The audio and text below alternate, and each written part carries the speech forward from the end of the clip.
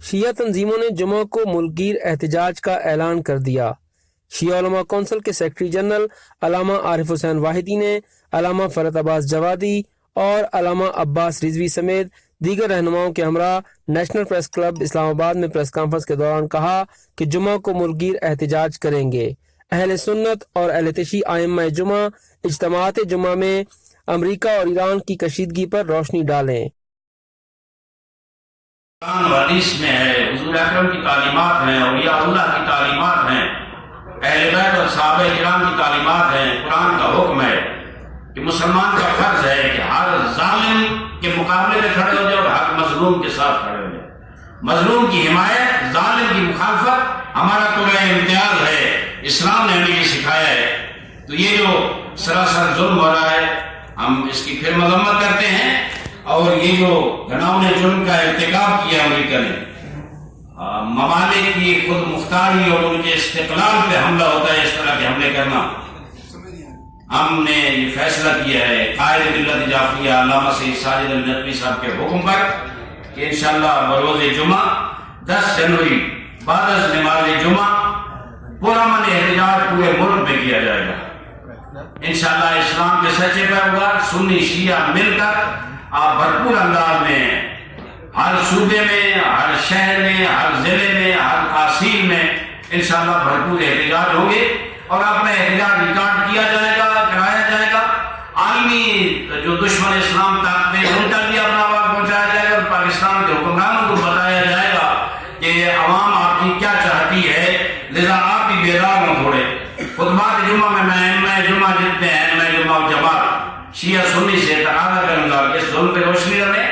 امریکہ جو مداخلت کر رہا ہے مشرق وسطیٰ میں اور مسلمانوں کو لڑانے کی پالیسی پہ گامزن ہے، ہم امت کو کہیں گے کہ آئیں میدان میں آئیں، امریکہ کو جواب دینا چاہیے اور اسے بتانا چاہیے کہ ہم میں کوئی اختلاف نہیں ہے۔ جتنی آپ نے انتشار پھیلانے کی کوشش کی، جتنا آپ نے امت کو تقسیم کرنے کی کوشش کی، امت مضبوطی کے ساتھ اتحاد کے ساتھ کھڑی ہے، اور انشاءاللہ ہمارے قائد ملت علامہ سید ساجد الندوی ہمیشہ اتحاد و وحدت کے لیے مثبت انداز میں بہت اچھا کردار ادا کر رہے ہیں اور انشاءاللہ کرتے رہیں گے، اور سب علماء ہر مسئلہ کے اکٹھے ہیں ہم انشاءاللہ۔ بعد وحدت ہاؤس میں اقبال بہشتی اور سید علامہ علی رضوی کے ہمراہ پریس کانفرنس کرتے ہوئے مجلس وحدت مسلمین کے مرکزی رہنما سید ناصر شیرازی کا کہنا تھا کہ شہداء کے چہلم تک احتجاج اور مجلس تحریم کا سلسلہ جاری رہے گا۔ انہوں نے وزیر خارجہ شاہ محمود قریشی کے شہداء کے چہلم 3 بڑے شہروں میں بہت شایان و شرم کے ساتھ منائے جائیں گے، جن میں ایک لاہور کے اندر ہوگا، ایک کراچی کے اندر ہوگا، اور ایک انشاءاللہ اسلام آباد کے اندر ہوگا۔ اور شہداء کے چہلم تک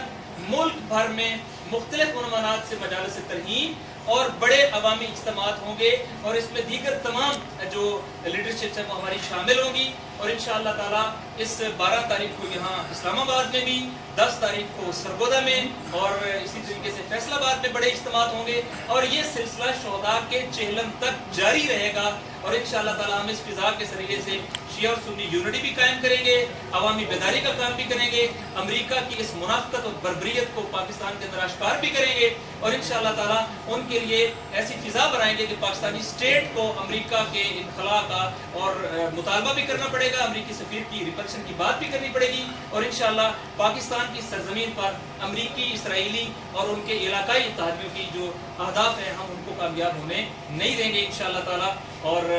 آپ کے ایک بار پھر شکر گزار ہیں، اور